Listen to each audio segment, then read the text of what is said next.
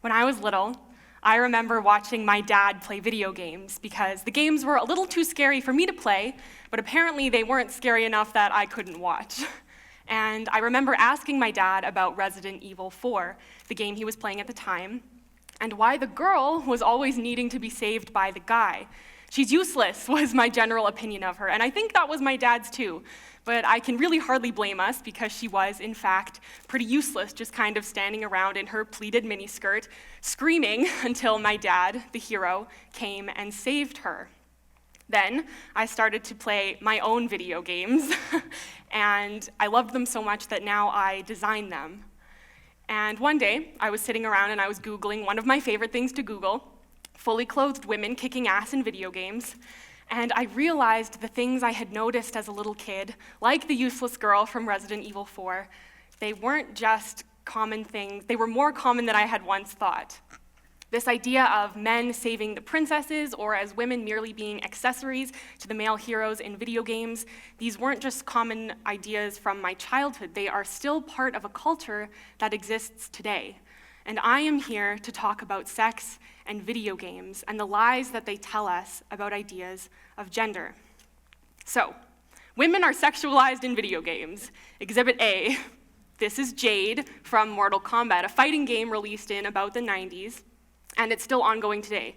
And Jade is a great example of bikini armor. Now, bikini armor, which is still found in video games today, is this idea that it kind of only covers the bikini areas, and it's known to cover two main areas and two main areas only. So I'll let you as the audience kind of take a moment and guess as to what those two areas might be. So let's all take a moment right now, make your guess. Okay, so if you guessed her legs, you're wrong, I'm so sorry. It's her breasts, actually. The breasts are the main points that bikini armor is known to cover, and really not much of anything else. Now, in contrast to Jade, we've got Sub-Zero from the same game, Mortal Kombat, but he looks a little bit different. He looks very comfortable and outfitted for combat in his combat gear. Sub-Zero looks like he woke up this morning and dressed himself. And Jade, on the other hand, looks like she woke up this morning and then got lost on her way to a pool party, at a strip club, at a Playboy mansion, in the desert. Okay, so what we can see from these two characters is that the power dynamics are vastly different. And you could make the argument that men are also sexualized in video games, which is true. Sub-Zero here is a perfect example. He's got those rippling muscles and that V-framed torso that is kind of painted as the ideal male physique in games. But the thing about this physique is that it is one of power and dominance, where women's power comes from their sexualization. And this paints a very different picture of capability between men and women in video games. Because I'll be honest with you here, Jade looks like a bit of an idiot, because who shows up to a fight wearing a bra? Where Sub-Zero looks extremely capable, intelligent, and like he knows what he's doing based on his attire alone. So let's take a look at some more power dynamics commonly found in video games. This is Grand Theft Auto 5, and women aren't treated very well in this game. Essentially, this boils down to their lack of agency in both the gameplay and the narrative. And what this means is that, for example, you can hire a prostitute, sleep with her, kill her, and then walk away like nothing ever happened. Basically, the lack of women's agency compared to the men in the game is what makes this power dynamic so problematic. This is Batman Arkham City. Now, you do play as Batman for most of the game, he is the protagonist, but you also have an opportunity to play as Catwoman. But the ways in which these characters are interacted with enemies based on taunts and threats are vastly different. So Batman is often attacked based on how freaky he looks in his costume. Whereas Catwoman, she is attacked, and please note she is also wearing a costume, she's attacked based on her gender. So Batman gets to walk around looking all scary, and no one really cares who he is as a person, whereas Catwoman gets catcalled. I'm so glad no one laughed at that joke. Catwoman gets catcalled based on her gender, and it is her personal attributes that are being attacked. Now, you may not think of this next one, especially when it comes to sexist tropes in video games, but Super Mario Bros. Is guilty all the same. And this one's a bit tricky because Princess Peach isn't actively running around in lingerie, but Mario has been saving her for a very long time. And Peach doesn't have any agency. She's either getting captured by Bowser, the primary male antagonist of the game, or she's being saved by Mario, the primary male protagonist of the game. Her fate is decided for her entirely by the men around her. She can just kind of sit there and hope that everything works out okay. So what is the problem here? Well, these games and the games like them, they reinforce ideas of misogyny, that women need men, that women don't have an agency of their own, and that women's power comes from their overt sexuality, much like Catwoman, while at the same time they are chastised for that same sexuality. Now, obviously, things like these are still very prominent in video games. This is still happening. So what do gamers and game designers tell themselves in order to justify these sexist tropes? For Grand Theft Auto, you could argue that this game is satire. Now, satire is the use of exaggeration to criticize something. And all the characters in Grand Theft Auto are supposed to be bad people. That is where the satire comes from. But the problem with this is that when women are depicted as only being nagging housewives or just characterless sex workers, this is just another typical portrayal of sexism in video games. It doesn't push the boundaries far enough. So where satire may exceed or succeed for the men who you get to play as and whose stories you get to experience, it fails on the side of the women. For Batman Arkham City, the argument could be made that the sexism is justified because it's based on source material. And it's true, the comic books came long before the films or the video games ever did, and the women of Gotham in these comic books were sexualized. But to that, I say we need to be better than what has come before. If all game developers ever do is recycle ideas of the past, we'll just be stuck in this circle of sexism forever, because sexism is kind of all that did come before. So yes, it's great to take from source material and to honor source material, and I think we can still do that without continuing the sexism. Now finally, for Mario, the argument could be made that it's a great story about friendship and love and going to great lengths to save the people you love. And I'm all about that kind of story. I'm a bit of a hopeless romantic myself, I'll be honest. But the problem is, Mario has been saving Peach since 1985, and it's gotten a little bit old. You know, if Mario and Peach were the great friends that everybody says that they are, maybe Mario should just teach Peach how to double jump, and then she could save herself and the world too, and we wouldn't be having this problem in the first place. But we're gonna get back to Mario and Nintendo in a little bit as to how they justify their narratives of boy saves girl. Because first, let's take a look at how we got to where we are. So in the gaming industry, this kind of took off around the 80s, and during this time, only 3% of game developers were women. So basically, games were being made by men for men, and it also didn't help a popular industry attitude of the time was very much shared by Nintendo, who in 1994 said, "Boys are the market." This is why so many games from that period and now continue to feature male characters and male protagonists, because this attitude is kind of the one that stuck. But there is light at the end of the tunnel. I am happy to say that now there's actually roughly 22% of women in the game development industry. And not only that, but the idea that boys are the market is actually no longer true, because we now know that actually it's about a 50-50 split between men and women who consider themselves gamers and who play video games.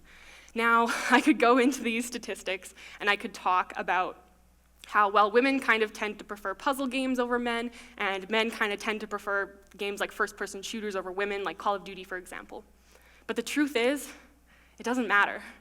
It doesn't matter if 100% of men play video games and 0% of women do, because sexism is never okay, no matter the audience. Now, what is okay is equal representation of gender. Now, why is that important, you ask? Well, that is a great question, but it's also a really tough one. So thankfully, Mark Rosewater has answered it for us. Now, Mark Rosewater is a designer for Magic the Gathering, a deck-building game, and he was actually recently asked why so many of the cards in the game feature women on them when the player base is actually a majority of men. And this was Mark Rosewater's response, and I'm quoting verbatim here, so bear with me.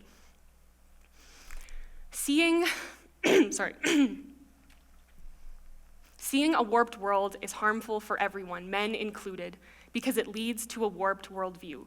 Seeing less women or minorities in entertainment sends a message that they are less important in the real world, that they play less of a role. Having a majority of male players makes it even more important that we strive to make games that reflect the real world, because perceptions shape reality, end quote. So when games are being designed depicting women as only sexualized objects or as only being yelled at in sexist ways, it sends a message back to the real world that not only is that acceptable behavior, but that it is something to just be expected. We're telling women that they can't be heroes. But of course, we know that isn't true. We know that women can be heroes. But then why am I standing here right now? Why am I still talking about the seemingly simple idea of giving women pants in video games? Basically, the question boils down to this. Why do we still suck at portraying half the world's population in this medium? And to even begin to answer this question, let's look to Anita Sarkeesian. In 2012, she started a Kickstarter campaign trying to get funding to start up a YouTube series that would hopefully explore ideas of gender and sexist tropes in video games. But before this campaign was even greenlit, she received massive backlash, including threats of rape, of death, and of the release of her personal information. Game journalists have also had similar experiences to Anita when trying to call out sexism and misogyny in video games. TED Talks, like the one I am giving right now about gender in video games that have been posted to YouTube, have had the comments turned off for being so negative. So clearly this tells us that there is some serious backlash regarded around the topic and talking about these ideas of sexism in video games. And now I don't have all the answers, I don't pretend to have all the answers, but I think one of the reasons for this might be because to the privileged, equality feels like oppression. To the gamers out there who are used to seeing themselves portrayed as strong and capable protagonists, suddenly there is a call to scale back that representation in favor of including more diverse characters, like women, for example. And now, those gamers are no longer seeing themselves in 100% of the characters they see. They're only seeing themselves in 50%. And that is a huge change, and change like that, it can be pretty freaky. I mean, just the other day, I was once again Googling one of my favorite things to Google, fully clothed women kicking ass in video games. And I found an article about it. So think how freaked out I was that so much change has happened that now other people I'm learning are also asking these questions and wanting to know more about these ideas.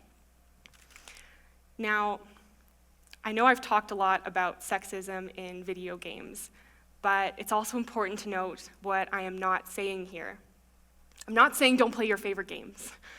Love the games you love. If you love Grand Theft Auto 5, then that's great. Grand Theft Auto 5 is a great game for so many reasons, but that does not make it any less sexist.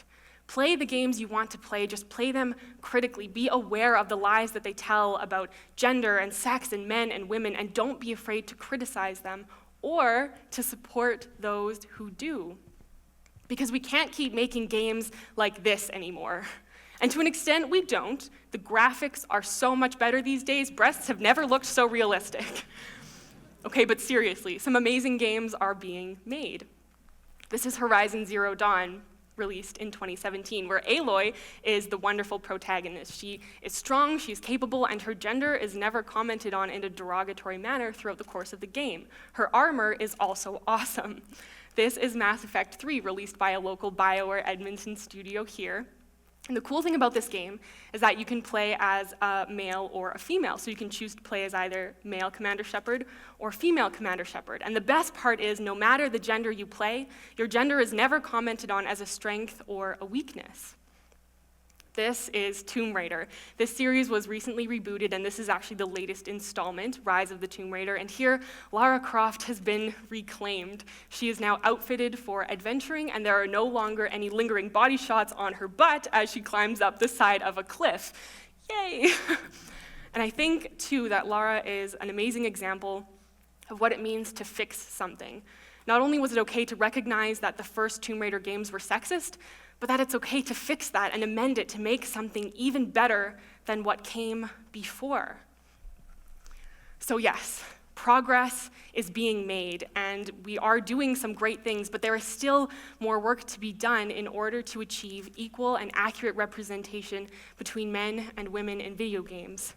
And to continue to push for this change, we all need to armor up, men and women alike. And okay, I do not mean bikini armor. I do not mean this. I am ready for change because I have seen it and I know that it is possible, but I also know there is still a long and difficult fight ahead, and I will not be wearing just a bra to fight it. I will be wearing a full suit of armor designed for me, by me, and I will continue to push for this change as a gamer, as a game designer, but mostly as the little girl watching her dad play video games, wanting so desperately for the woman to be able to save herself. Thank you.